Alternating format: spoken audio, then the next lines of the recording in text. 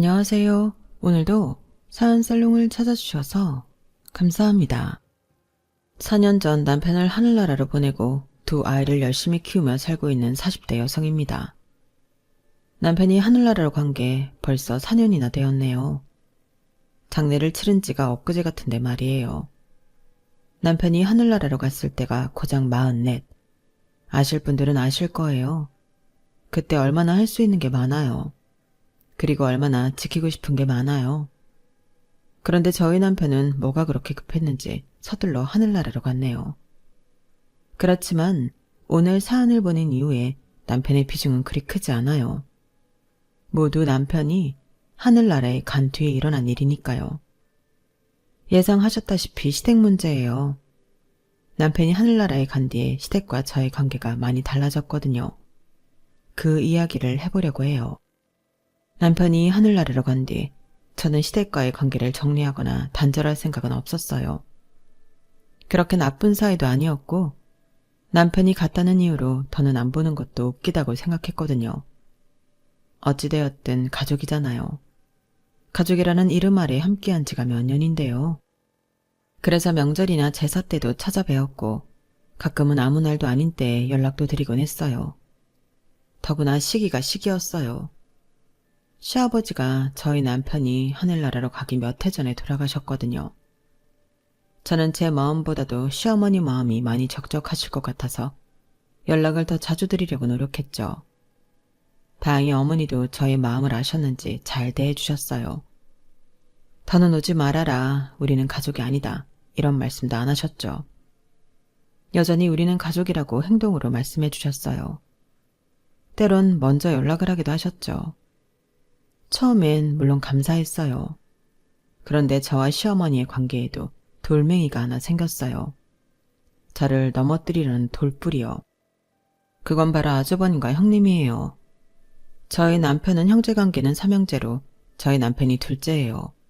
그러니까 그 위에 아주버님이 있고 밑에 도련님이 계시죠. 저희 부부가 연애를 할 때 남편으로부터 삼형제에 대해 많은 일화를 들었어요. 아주버님은 남편과 2살 차이로 경찰 공무원으로 근무하시며 어릴 때부터 준법 정신이 뛰어나 형제들이 무단횡단이라도 하면 엄하게 혼냈어요. 예전에 남편이 멋모르고 도둑질을 했을 땐 정말 경찰서에 보내려고 했다는 말도 들었어요. 도련님은 남편과 5살 차이로 애교 많은 막내 동생이었고 어딜 가든 사랑받는 성격으로 친구가 매년 많았어요. 그래서 반장을 놓치지 않았고 학교 회장을 한 적도 있었어요. 여자친구들도 많고 고백도 많이 받아서 되려 형제들이 피곤했다는 이야기도 들었네요. 그리고 지금은 장사를 하고 있어요. 아주 불티나게 팔리는 돼지 껍데기 집이에요. 벌 때는 3학년 중에 가장 많이 번다고 하더라고요. 남편은 저를 그 가게에 데려간 적도 있었죠. 껍데기가 참 맛있더라고요. 그리고 저희 남편은 농업 분야의 연구원이었어요. 농업기술원에서 일했죠. 남편의 성격을 한 단어로 이야기하면 토끼 같은 여우라고 할까요? 토끼처럼 순진한 얼굴을 하면서도 여우처럼 무척 예민하게 상황을 잘 살폈죠. 그래서 사회생활도 무척 잘했어요. 그러면서 본인 일을 놓치지 않았고요. 정말 유망한 연구원이었어요. 저는 그 말을 듣고 시어머니께서 자식 농사 하나 기가 막히게 잘 지으셨구나 생각했어요. 어떻게 아들들 중 어디 하나 모난 데 없이 잘 클 수가 있죠? 정말 시어머니는 걱정 하나 없겠다 이 생각이 절로 들었어요. 그리고 형제들끼리 사이도 엄청 좋아 보였어요. 남자들인데도 매년 생일도 챙겨주었고 여행도 다니고요. 연락도 자주 하는 것 같았어요. 비밀도 없는 것 같았죠. 제가 처음 아주버님을 만났을 때 제가 족발을 좋아하는 걸 아시고 술을 못 마신다는 것도 알더라고요. 그리고 제가 어느 대학 어떤 과인지도 알고 있고요.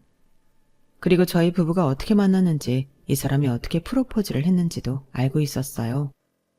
저희 부부는 우연히 만나게 되었어요. 저희 엄마가 올해 호프집을 하셨거든요. 그게 농업기술원 앞이어서 연구원분들이나 기간제 노동자분들이 많이 오셨어요. 주 고객층이었죠. 남편도 저희 호프집 단골이었어요. 나중에 말하더라고요. 그래도 저에겐 손님이었고 그때까지만 해도 다른 손님과 다를 바가 없었어요. 하지만 그날은 달랐죠. 그날이 어떤 날이냐면요.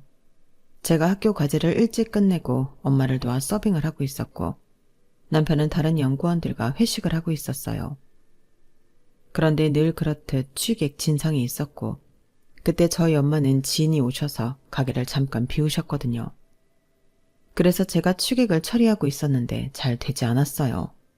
그러다 이 취객이 소주병을 거꾸로 들더라고요. 그래서 제가 비웃으며 말했죠. 아저씨, 그거 나한테 던지시면 바로 감옥 들어가는 거예요. 알아요? 지금 제정신 아니라서 판단을 못하는가 본데 정신 들면 뼈 자르게 후회한다니까? 지금 이야기하지만 난 합의 같은 거 없어요. 어? 잘 듣고 있어요? 그런데 정말 휘익 하고 소주병이 날아왔어요. 그리고 그 동시에 누군가 일어나는 소리가 들렸죠.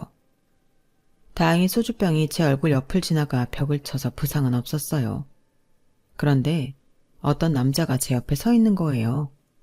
그러면서 남자에게 삿대질을 하며 들어본 적도 없는 욕설을 하는 거예요. 그리고 뒤에는 남자의 그런 모습을 보고 놀란 연구원들의 표정이 보였죠. 그리고 벌떡 취객이 일어났는데 남자가 덥석 저를 안았어요. 그리고 사람들을 불러 저 사람 끄집어내라고 소리를 질렀죠. 그래서 사람들이 모여 취객을 몰아냈는데 그 남자가 자꾸 품에서 저를 안 놓는 거예요. 안 놓고 취객 욕을 하더라고요. 뭐 저런 인간이 다 있냐. 저런 인간한텐 술이고 뭐고 팔아선 안 된다. 이런 말을 했어요. 그러면서 저를 놓아줄 생각이 없는 것 같더라고요. 그래서 제가 그 남자의 옷깃을 잡았어요. 저기요, 저 좀 놔주시죠. 이제 간 것 같은데 저 숨 막혀요. 그러자 남자가 저를 놓아줄 생각은 않고 저를 혼내기 시작했어요. 아니, 무슨 여자가 그렇게 대담하게 말해요. 누구 신경 건드는 것도 아니고 그러다 큰일 나면 어쩌려고. 저는 겨우 힘을 써서 남자의 품에서 떨어졌어요. 그러자 남자는 제 얼굴 구석구석을 살피며 괜찮은지 보았어요. 제가 괜찮다고 소주병이 저를 비껴갔다고 말해줘 남자는 계속 저를 보았죠. 그리고 저는 남자에게 뒤를 보라고 했어요. 남자의 뒤는 난리가 나 있었죠. 같이 온 사람들이 휘휘 휘파람을 불면서 분위기를 만들었어요. 이래서 여기 자주 왔던 거야? 저는 그 소리에 당황해서 주방으로 돌아갔어요. 그런데 자꾸 호출벨을 누르는 거예요. 남자가 있던 그 테이블인 것 같았어요. 제가 빼꼼하면서 쳐다보자 남자들이 까르르 웃는 거예요. 그리고 저는 주문을 받으러 걸어갔어요. 그러자 남자가 묻더라고요. 번호가 어떻게 되냐고요. 저는 휴대폰이 없다고 하고 뭘 주문할 거냐고 물었어요. 그러니까 옆에 있던 남자들이 번호라니까 번호 하면서 분위기를 잡았어요. 저는 쌩 돌아갔어요. 그리고 계산을 할 때까지 별일이 없었어요. 저는 하루의 해프닝이라고 생각하며 며칠을 보냈죠. 그런데 다음날 남자가 혼자 와서 맥주를 3000cc나 마시는 거예요. 제가 뻥튀기를 건넸어요. 그러다 훅 가요. 라고 말했어요. 그런데 남자가 제 손을 턱 잡더니 미안하다는 거예요. 뭐가 미안한지 저는 알 수가 없어서 가만히 있다가 제가 물었어요. 계속 저를 보고 있었어요? 그러자 남자는 그 상황에 어떻게 안 볼 수가 있냐고 화내듯 말하더라고요. 그래서 제가 그때만 봤냐고 물었어요. 그러자 남자는 아무 말도 안 하더라고요. 딱 봐도 들킨 것 같았죠. 그래서 저는 남자의 가슴 쪽 주머니에 있는 볼펜을 뺏어서 냅킨에 제 번호를 적어줬어요. 그런 적은 처음이었어요. 이름도 나이도 모르는 사람에게 번호를 준 적은 단 한 번도 없었거든요. 남자가 그 냅킨을 받고 얼떨떨해하더니 그대로 계산을 하고 가더라고요. 저는 거절인가 싶었는데 금방 문자가 오더라고요. 프로필을 적어 보냈더라고요.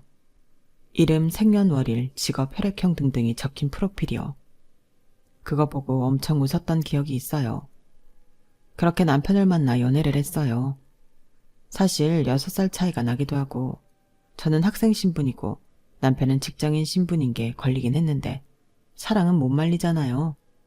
그래서 1년 연애를 하고 남편이 프로포즈를 해서 결혼을 했네요. 게다가 프로포즈 멘트는 이거였어요. 딸기는 실컷 먹게 해줄게. 제 남편이 딸기과에서 일했거든요. 지금 생각하면 우스운 멘트지만 그땐 귀여웠어요.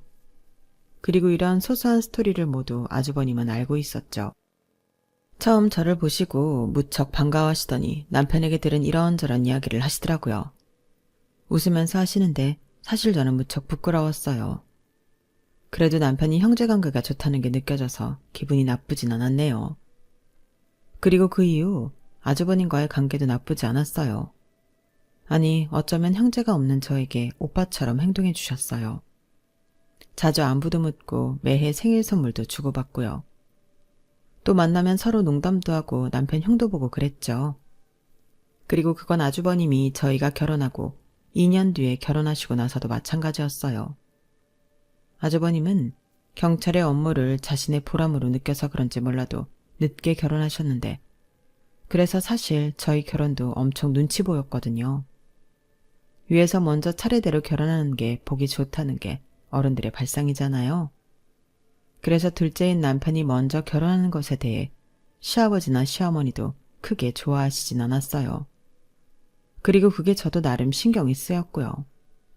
그래서 저희가 결혼한 지 2년 뒤에라도 아주버님이 결혼을 하시겠다고 하니 무척 기뻤죠. 마음의 짐이 한결 덜어지는 것 같았어요. 그리고 그때 제가 형님이 생긴다는 것에 얼마나 좋았는지 아세요? 왜냐하면 시어머니를 제외하고 저 혼자 여자였잖아요. 솔직히 외롭지 않았다고 하면 거짓말이죠.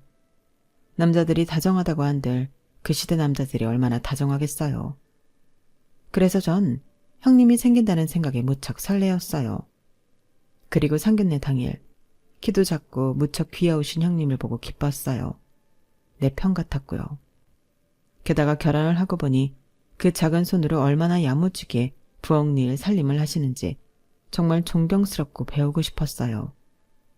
그래서 형님 하며 애교도 부리고 친해지려고 무척 노력했어요.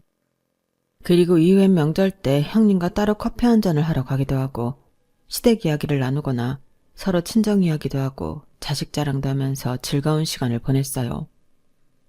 정말 저는 시댁에 시자도 겪지 않았고 시월드라는 단어는 남의 나라 이야기였어요. 가끔 친구들이 시월드 이야기를 할 때 저는 전혀 공감을 못했어요. 부엌일을 시키는 시어머니, 못된 시어머니, 자기 아들이 최고인 시어머니, 게으름뱅이 형님, 잔소리쟁이 형님. 이런 건 정말 저에게는 없었어요. 그런데 그런 아주버님과 형님이 왜 돌뿌리냐고요? 정말 좋은 관계를 유지한 아주버님과 형님은 4년 전 제 남편이 하늘나라로 간 뒤에 돌변했거든요. 그건 정말 귀신도 놀랄 만큼 순식간이고 엄청났어요. 제가 남편이 하늘나라로 간 뒤에도 시댁과 관계를 이어갔다고 했잖아요. 그건 시어머니뿐 아니라 아주버님, 형님, 그리고 도련님도 마찬가지였어요. 매년 생일을 챙겨드리고 환절기나 그럴 때 안부도 묻고요. 그런데 남편이 하늘나라로 간 첫 해의 어느 날이었어요. 형님이 이런 말을 하더라고요. 나야, 지금 혹시 뭐해? 중요한 일이라도 있나 싶어서. 아니, 별게 아니라 오늘 애들 아빠 생일인데 집에 올래?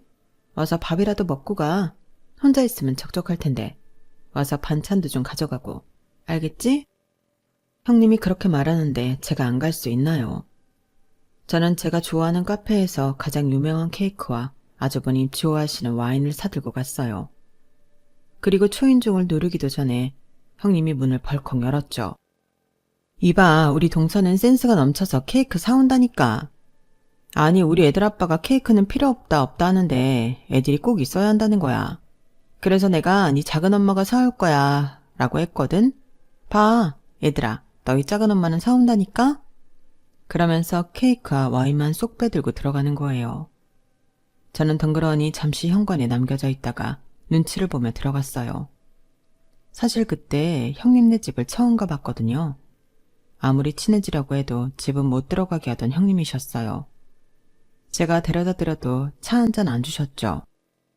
그래서 긴장하며 들어갔는데 웬걸 생일상이 전혀 차려져 있지 않은 거예요. 그리고 형님이 자기 손목을 보여주더라고요. 형님의 손목엔 아대가 있었어요. 왜 그러시냐 물으니 일을 자꾸 해서 엉망이야. 병원에서 아무것도 하지 말라더라고. 그러면서 장은 다 봐왔다며 냉장고에서 꺼내서 준비해주면 된다는 거예요. 저는 처음엔 어리둥절했지만 아주버님 생일이기도 하고 제가 매번 모바일 쿠폰만 보냈지 미역국은 끓여드린 적이 없어서 미역국을 끓였어요. 그리고 잡채거리가 있길래 잡채도 하고 동태가 있길래 동태전도 했네요. 그렇게 상을 차리고 다들 앉았는데 아주버님 식구가 4명이거든요. 저 혼자 끝에 앉아서 박수치고 노래 불렀어요. 기분이 묘하더라고요. 식구인데 식구가 아닌 느낌? 그리고 그건 다음 연도에도 그 다음 연도에도 계속되었어요. 아주버님뿐만 아니라 형님 그리고 조카들 생일 밥상을 차리거나 어떤 좋은 식당에 초대받아 가놓고 계산을 하고 나왔죠. 그리고 제가 화장품 반문 판매를 하거든요. 이게 생각보다 개인적인 시간이 좀 많아요. 그래서 혼자 카페에 가서 책도 읽고 그러는데 어느 날 형님이 전화가 오셨어요. 동서, 바빠? 지금 수화학원 끝났는데 좀 데리고 올 수 있어? 내가 손목이 안 좋아서 운전을 못해. 그리고 수아 데리고 오면 나중에 수진이도 픽업 부탁해. 해줄 수 있지? 그것도 처음엔 무척 당황했는데 형님의 자연스러운 태도와 이제껏 저희가 나눈 관계를 생각해서 몇 번 해줬어요. 그러니까 나중에 나에 당연해지더라고요. 멍청하게 저 또한 그 시간을 비워두고 일을 하기 시작했어요. 그리고 매번 화장품을 공짜로 달라고 하셨어요. 한 번도 그러신 적이 없었는데 말이에요. 제가 명절 때마다 드리는 명절 선물 세트 화장품도 안 받는다고 자기는 쓰는 것만 쓴다고 하셨거든요. 그런데 갑자기 화장품부터 세제, 샴푸 같은 것들을 그냥 달라고 하시는 거예요. 그런데 정말 이게 말하기가 애매했어요. 형님, 갑자기 왜 그러세요? 라고 하기도 그렇고 형님 요새 너무 달라지셨어요. 라고 하기도 그랬어요.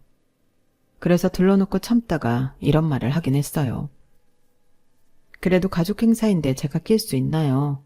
저 이제 괜찮으니까 안 불러주셔도 돼요. 그리고 화장품은 제가 이제 나눠드릴 수 있는 게 없어요. 회사에서 지급하는 정도를 다 빼와서. 형님도 회사 생활 해보셔서 아시잖아요. 회사가 늘 갑인 거. 그쵸? 그러니 형님은 하하 웃으면서 그러시더라고요. 그렇게 해봤자 다단계 아니야? 내가 봤을 때 계속 그런 일 하다간 몸 상하고 마음 상한다? 그리고 내가 달라고 했으면 얼마나 달라고 했다고? 그리고 가족 행사지만 어쨌든 동서도 가족이잖아. 설마 이젠 우리 가족 아니라는 뜻이야? 그건 너무 서운한데. 내가 생각해서 부르는 거야. 혼자 있으면 외롭고 적적하고 그럴 때 나쁜 생각이 들거든. 그러니까 사양하지 않아도 돼. 우리가 이해할게. 저는 대체 형님이 뭘 이해하겠다는 건지 알 수가 없었어요. 그래서 제가 아무 말이 없었어요. 그러자 수화기 너머로 형님이 하하 웃으면서 꽤나 본격적인 말을 하셨어요. 이를 악물고 말하는 게 저한테도 느껴졌죠. 우리가 얼마나 아량이 넓은데, 안 그래? 고작 아들 하나 낳았다고 이거 하네 저거 하네. 치사하게 어머님도 아니고 할머님을 등에 업고 말이야. 내가 그거 다 감수하고 이해하고 얼마나 아량이 넓어. 동서는 운이 좋은 거야. 나 같은 형님을 만나서. 그렇지? 그 순간 저는 알았어요. 형님이 제게 앙금이 있다는 걸요. 사실 제가 시댁에서 부엌 일을 제일 안 했다면 제일 안 했어요. 주로 제가 하는 일은 간보기, 밥상에 음식 올리기, 할머님과 수다 떨며 고스톱 치기 그런 거였죠. 그렇게 된 이유는 몇 가지가 있었지만 그중 하나는 형님이 말한 대로 아들을 낳았기 때문이었어요. 저희 시댁엔 시어머니, 시아버지도 계시지만 할머님이 계셨거든요. 시아버지의 어머니 말이에요. 그분이 제사나 명절이나 온갖 가족 행사를 총괄하셨어요. 그리고 지독한 아들 지상주의셨죠. 그래서 남편을 포함한 형제들이 부엌에 들어가면 마구 할머님이 혼내셨어요. 그리고 형님의 말대로 아들을, 그것도 첫 손주를 아들로 낳은 저를 복덩이라고 부르셨어요. 그리고 형님은 쌍둥이 딸을 낳았는데 그때 할머님이 너는 무슨 복을 빼앗겼길래 이러냐? 하신 것을 저도 들은 적이 있고요. 하지만 옛날 분이시니 어쩌겠어요. 저는 그렇게 생각했는데 형님은 아니었나 봐요. 서운했나 봐요. 물론 제가 명절이나 제사 때 거의 일을 안 했다고 말씀드렸잖아요. 특히나 할머님이 저를 많이 찾으셔서 거의 할머님과 붙어있긴 했어요. 그래도 눈치껏 행동했던 것 같은데 형님은 그것도 마음에 안 찼나 봐요. 그래도 처음 알게 된 사실에 놀라서 저는 아무 말을 할 수가 없었어요. 기분이 이상하더라고요.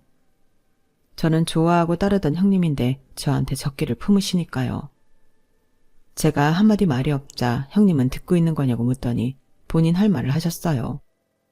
아, 그리고 이번 명절이랑 제사부터 할머님 못 오신다고 하거든. 다리가 많이 안 좋으셔서 움직이시질 못하신대. 그게 무슨 뜻인 줄 알지? 이제 동서 방패는 없다는 소리야. 그러니까 고분고분 말 잘 들어. 하라는 거 똑바로 하고. 어?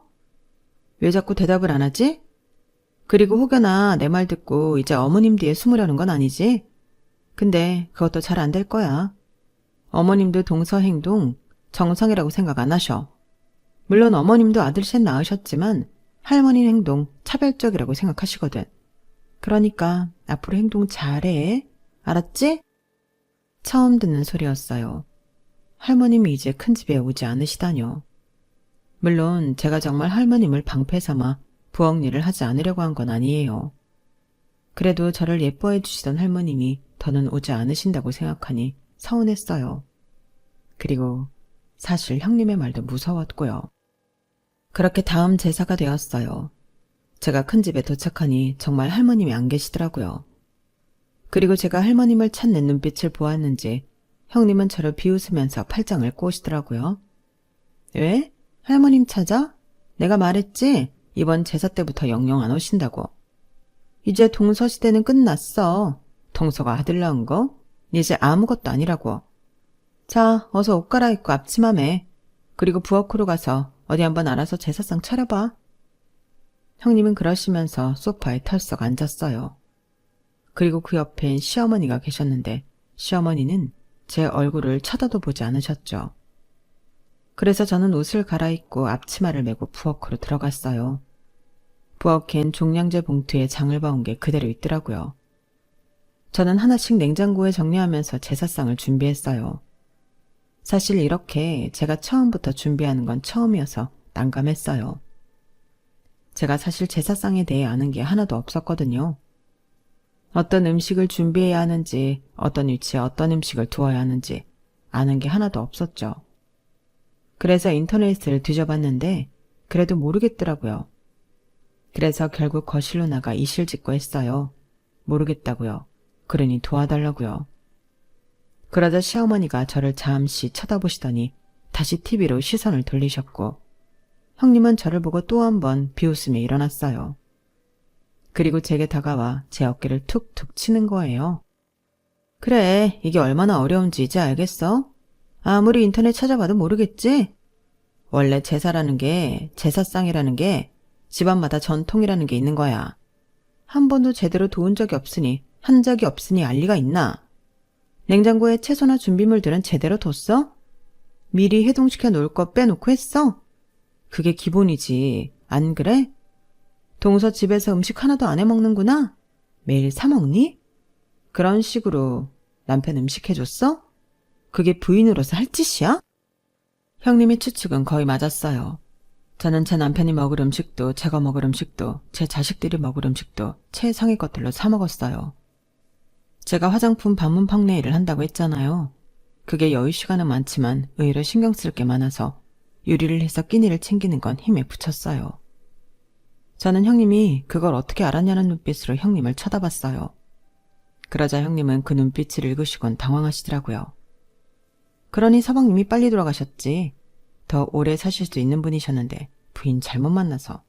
안타깝게도 해라. 그렇게 말씀하시는데 그 순간 저도 참을 수가 없었어요. 형님은 일도 안 하시잖아요. 저 그래도 저희 집 가장이었어요. 그런데 어떻게 제가 완벽하게 주부의 일도 해요. 제가 몸이 여러 개인 것도 아닌데요. 형님 정말 말씀이 너무 심하신 거 아니에요? 제 말을 듣고 형님은 팔을 꼬더니 헛웃음을 쳤어요. 그걸 변명이라고 내어놓는 거야? 그게 변명이면 세상에 위대한 어머니라는 말이 왜 나왔겠어? 어머니는 위대한 거야. 그리고 부인도 위대한 거야.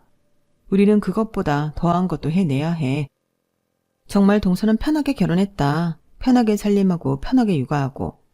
어머님이 이 말을 들으시면 얼마나 속상하시겠어? 자기 아들 잘 키워서 장가 보내놨더니 이렇게 뒤통수나 치고 말이야. 애초에 이랬다는 거 알았으면 동서 이 집안에서 내쫓아도 무방해. 알아? 그리고 형님은 턱으로 부엌을 가리키셨어요. 이제 그만하고 들어가라는 소리였죠. 저는 그 뜻을 알고 뒤를 돌아 부엌으로 들어갔어요. 그런데 뒤이은 형님의 말씀이 제 발걸음을 멈추게 했어요. 설마 남편 사망 보험금 때문에 그랬던 건 아니지? 제가 놀라서 뒤를 돌아보았어요. 그러자 형님이 자기가 한 말이 아닌 채를 하시더라고요. 저는 순간 제가 잘못 들은 거라고 생각했어요. 말이 안 되잖아요. 그런 찜찜한 기분으로 제사상을 차렸죠. 잡채든 생선구이든 나물이든 제가 정말 오랜만에 해본 것들이나 생전 처음 해본 것들이었어요. 그래서 혹시 몰라 제사상에서 간을 보려는데 형님이 제 손을 찰싹 때리는 거예요. 어디서 예의 없게. 동서, 정말 아무것도 모르는 게 맞아? 그냥 무례한 사람인 거 아니야? 어떻게 사람이 이렇게 생각 없이 행동할 수가 있어? 당장 부엌으로 따라와. 내가 간 볼 테니까. 동서가 이제껏 했던 것처럼. 그러더니 하나하나 간을 보시고 뱉고 간을 보시고 뱉고를 반복하셨어요. 인상은 있는 대로 쓰시면서 제가 만든 것이 형편없다고 하셨어요. 다시 해오라고 하셨죠. 그런데 이미 재료는 다 써서 다시 할 수 없었어요. 그렇게 말을 하니 그건 정성이 부족한 거라면서 정성 하나로 장을 다시 봐와서 제대로 준비하라고 했죠. 그리고 그게 지금까지 4년째예요. 제사나 명절엔 항상 그런 식으로 제가 준비를 하고 가는 형님이 보고 완전 입장이 달라졌죠. 그리고 정말 할머님은 오시지 않았어요. 그런데 올해의 마지막 명절이었어요.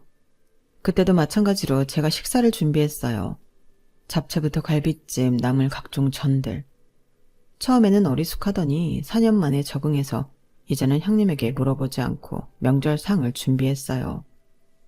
시어머니도 놀라셨고 형님은 꼬투리를 잡으려고 혈안이었죠. 무튼 그러다 보니 허리가 끊어질 것 같더라고요. 친척들을 포함해 시댁 가족분들은 즐겁게 하하호호 웃으며 식사를 하시는데 저 혼자 부엌에서 파스를 붙이고 있었어요. 그런데 형님이 언제부터인가 저를 보시고 이러시는 거예요. 무슨 뭘 했다고 파스를 붙여. 이러다 파스 냄새 음식에 다 배이면 어떻게 할 거야. 기본이 안 돼 있어, 기본이. 이제 아주 조금 제대로 한다고 기고만장하지? 다들 맛있게 먹으니까. 동서가 뭐 대단한 거라도 한 것 같지? 그거 아주 큰 착각이야. 알겠어? 그 소리를 집안 사람들이 모두 들었어요.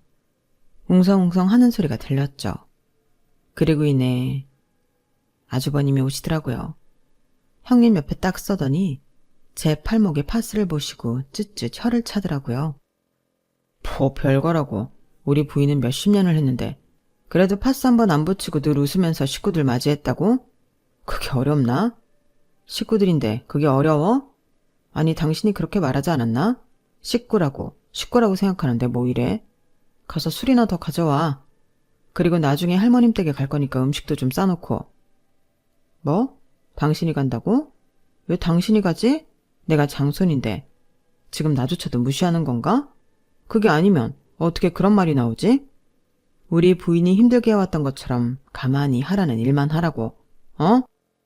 결국 저는 눈물을 훔치면서 할머님 댁에 가져갈 음식들을 통에 담았어요. 그리고 잠시 후 형님이 오셔서 그걸 보자기에 싸서 가져가셨죠. 그리고 집안 식구들은 하나둘씩 자리를 떠나셨고 저와 시어머니만 남았어요. 시어머니는 다시 소파에 앉더니 제가 하는 것만 빤히 쳐다보셨죠. 마치 감시하는 것처럼요. 그렇게 저는 설거지까지 하고 집으로 돌아왔어요. 그런데 형님에게 문자가 와 있더라고요. 제사가 2달 뒤이니 확실히 준비하라고요. 고생했다 고맙다 이런 말은 기대도 안 했지만 정말 없으니 숨이 턱턱 막히더라고요. 그리고 2달 뒤 제사가 되었는데 제가 며칠 동안 일을 쉬지 않고 하느라 지쳐서 음식을 사갔어요.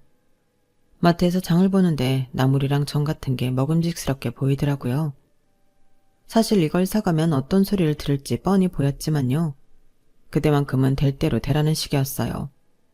그래, 아니면 말지 이런 마음이었어요. 그래서 저는 나물과 각종 전들을 구매해서 큰 집으로 갔어요. 한 봉지면 충분하더라고요. 그렇게 제사상을 차렸는데 아주버님과 형님이 오셨어요.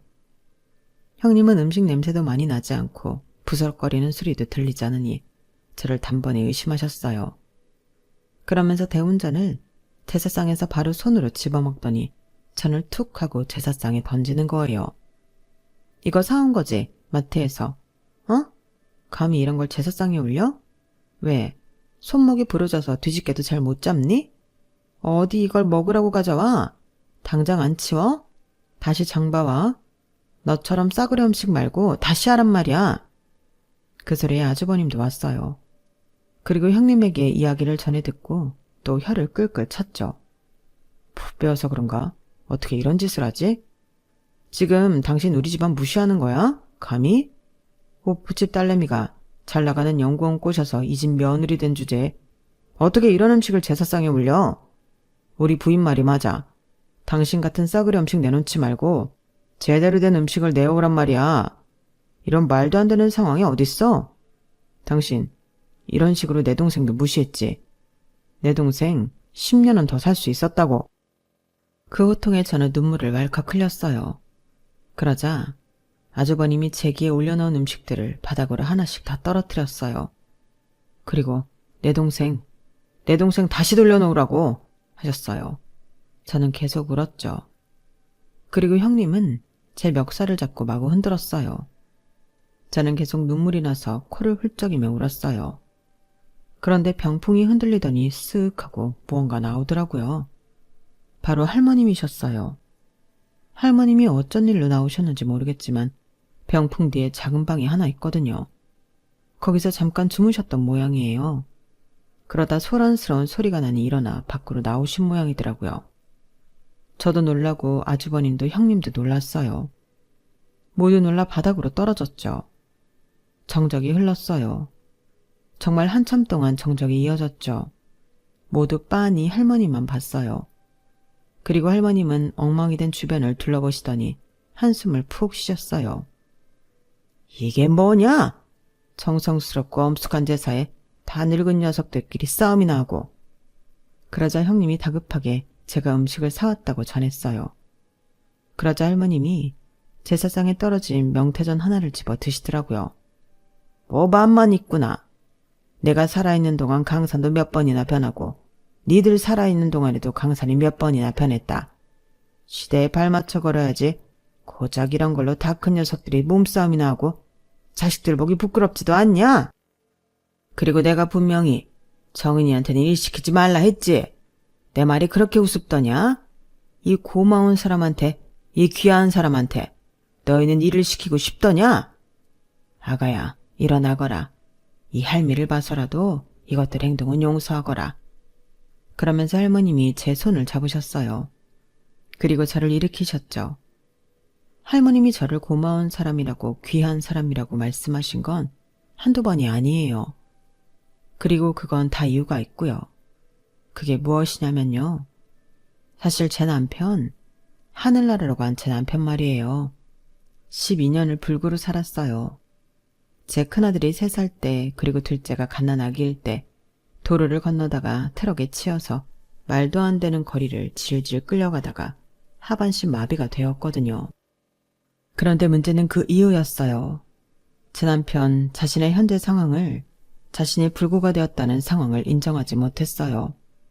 그래서 목발까지 시도할 수 있었는데 그렇게 되지 못했죠. 휠체어도 안 탔어요. 팔 운동을 전혀 하지 않았거든요. 남편은 사고 이후 무척 무기력했어요.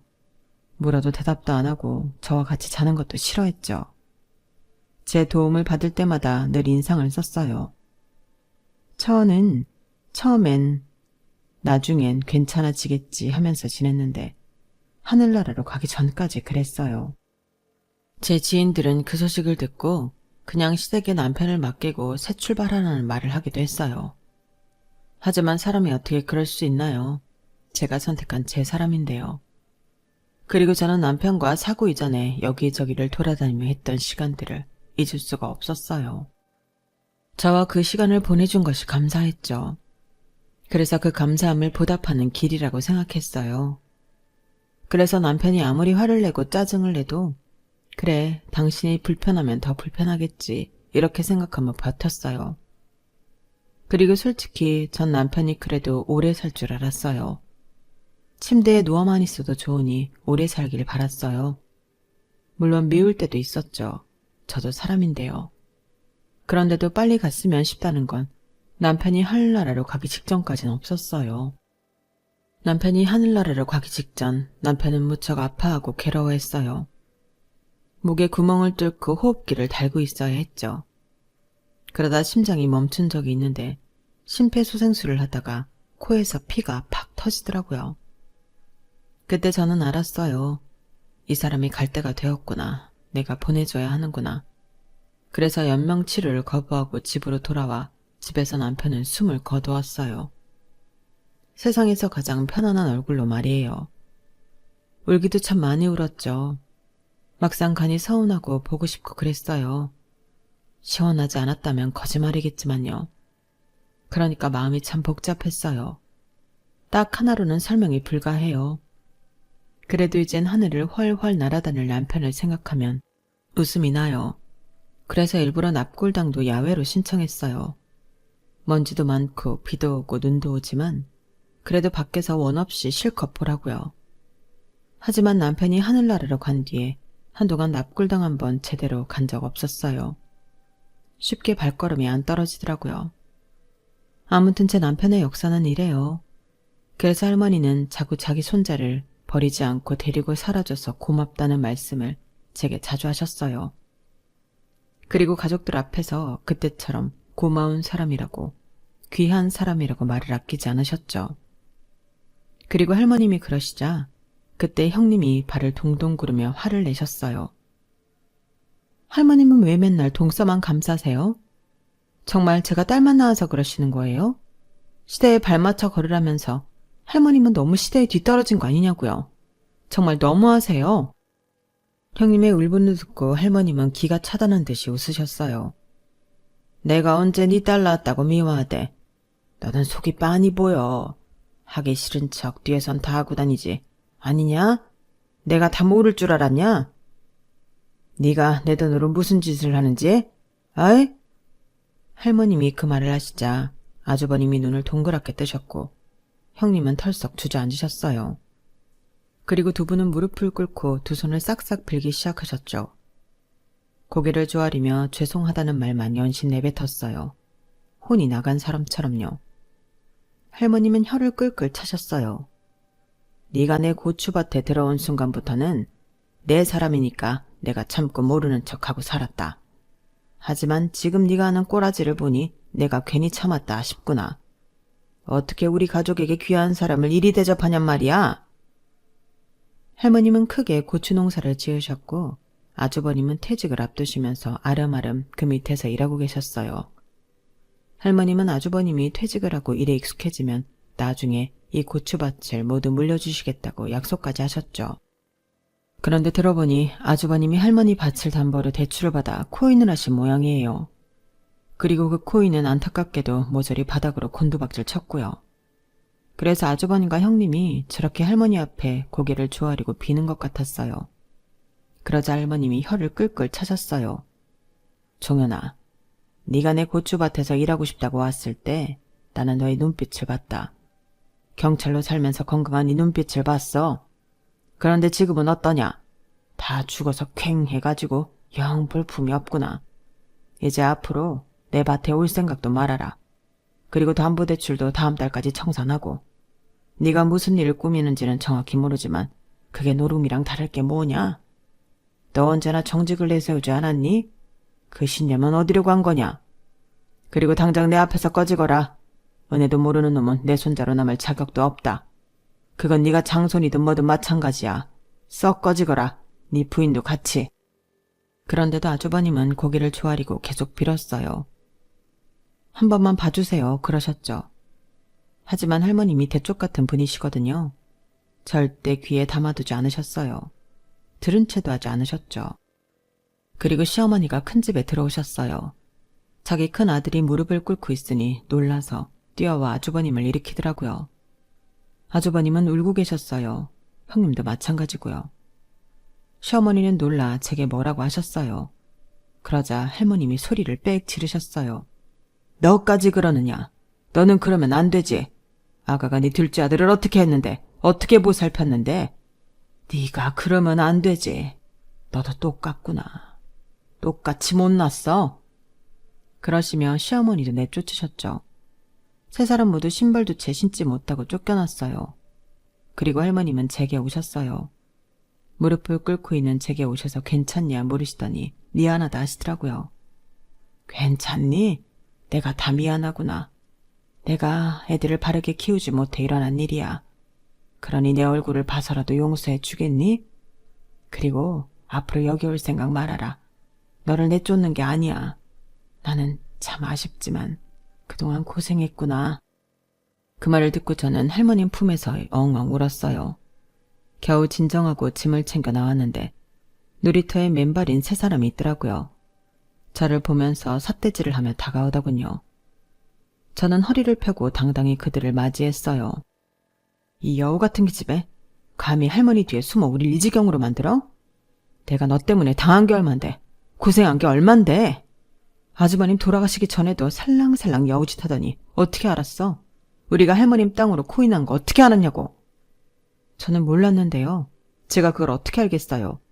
제사상 차리는 법도 제대로 몰랐던 저인걸요. 저는 그저 제 일에 충실했을 뿐이고 할머님이 알아봐 주신 거예요. 그게 다라고요. 그리고 형님, 제가 제사상 차려보니 알겠어요. 이거 참 힘든 일이네요. 그런데 있잖아요. 저는 이 집안에 할 도리 이미 다 했잖아요. 딸을 낳았네, 아들을 낳았네. 사실 그건 중요하지 않은 것 같아요. 그리고 아주버님, 그래도 제가 아주버님이 사랑하던 동생 처예요. 아니, 솔직히 아주버님 제 남편 사고 나고 얼마나 찾아왔어요? 손에 꼽잖아요. 그런데 저한테 그런 말 하실 자격이 있으세요? 마지막으로 시어머니, 그동안 감사했습니다. 그래도 저한테 미안하다, 고맙다 이런 말 하실 줄 알았는데 그건 좀 서운하지만요. 그럼 전 가볼게요. 그렇게 전 시댁에서 해방되었어요. 그리고 할머님께는 감사한 마음에 가끔 할머님이 가장 좋아하시는 과자를 가지고 댁에 들립니다. 할머님은 찾아오지 않아도 된다고 하지만 너무 감사하잖아요. 그리고 시댁은 명절과 제사를 모두 없앴답니다. 이젠 전혀 모이지 않는데요. 그리고 아주버님과 형님은 돈을 메우지 못해 아주버님은 퇴직하고 집도 팔고 차도 팔았다고 해요. 차가 무척 비싼 것이었는데 아깝네요. 마지막으로 저는 저번 주에 납골당에 다녀왔어요. 아이들과 함께요. 남편이 하늘나라고 하고 줄곧 가지 못했는데 할머님으로부터 받은 용기로 가보았어요. 웃고 있는 남편의 얼굴이 참 보기 좋더라고요. 후련하더라고요. 여기까지가 제 사연입니다. 은혜 갚은 까치 다들 아시죠? 그 이야기가 전혀 판타지는 아닌 것 같아요. 착하게 살다가 좋은 남편을 만나기도 했고 정과 의리로 그리고 사랑으로 남편을 보살펴 언제나 제 편인 할머님도 얻었잖아요. 그리고 그분이 제게 시원한 복수를 해주기도 했고요. 소중한 마음은 언젠간 부메랑처럼 되돌아올 겁니다. 반드시요. 모두들 꽃길만 걸으세요. 여러분, 사연 댓글에 응원과 현명한 조언 부탁드려요. 좋아요와 구독은 저에게 큰 힘이 됩니다. 오늘도 좋은 일 가득하세요.